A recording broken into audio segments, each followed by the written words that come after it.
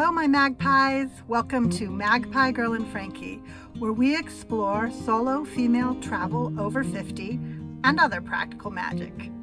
I'm Magpie Girl, and this is Frankie, a 92 Dodge Roadtrek 190 Versatile, a Class B RV.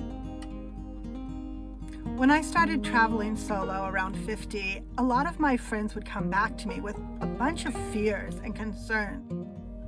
And one of the biggest fears that came up over and over again was the fear of driving a bigger vehicle. If you've never driven a larger vehicle, it is perfectly normal to feel nervous, especially for our generation, where we grew up seeing driving a big vehicle as a gendered role. What do I mean by a gendered role? I mean that culturally, certain tasks have been assigned to certain genders. And when we were growing up, we rarely saw a woman behind the wheel of an RV. So for instance, drive a big vehicle gets hooked to the gendered male, whereas sit in the passenger seat gets hooked to the gender female.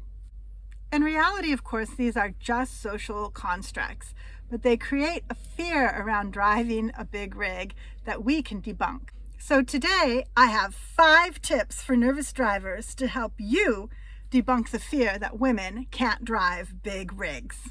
Before we get started, Frankie and I would like to try to get this video into the hands of as many nervous drivers as possible, and you can help. Go ahead and smash that like button, subscribe, and click the notification bell, and that will help this video get to the people who need it the most. My first tip for nervous drivers is to know what size vehicle is right fit for you. Size, ladies, does matter when it comes to an RV. When I first started driving vans, I rented from Escape Camper Vans, and by doing that, I learned that 18 to 21 feet was the maximum that I felt comfortable driving. That meant I needed a camper van or a Class B RV. Anything else was just going to be too big. So if you can borrow a rig, rent one for a weekend, it'll really help you assess what size rig is right fit for you. The second tip is a no-brainer. Buy a backup camera. I got mine for about $65 on Amazon, and while I'm not going to put the link in the comments because it's just kind of okay, it does the job. I was intimidated about how hard the installation would be, but it was really easy. Boom.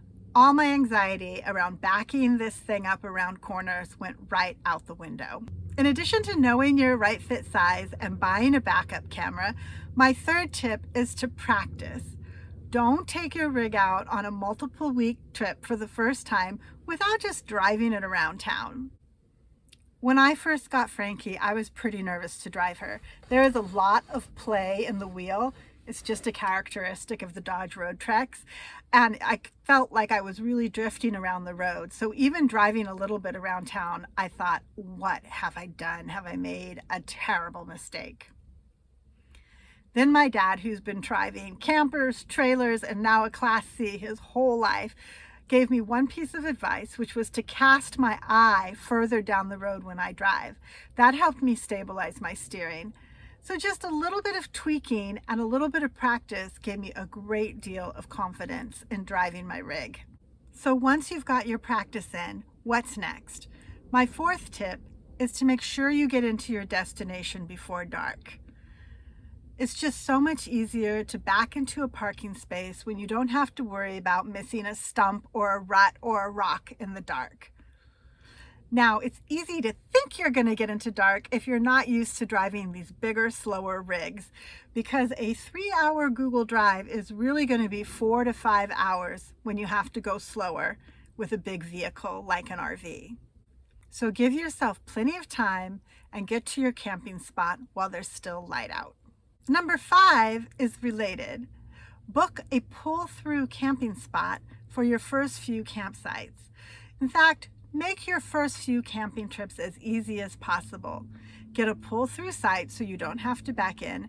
Make sure you're not going through mountain ranges, and keep it within 3 hours of home. Having less stress when you're driving for the first or second time will make the experience so much better, and you can build on the success of each trip. Frankie and I hope those tips and tricks help you detach the idea of driving a big rig from a gendered role and reduce your nervousness. If you're already driving a bigger vehicle, what tips and tricks do you have for new drivers? Drop them in the comments below. We all need to hear from each other. Well, Frankie and I are about to roll out on a 4 to 6 week trip to California, and we'll be sharing all of our videos with you along the way. But until we meet again, I hope that you will get curious, trust your gut, and whatever you do, pick the path with the most promise.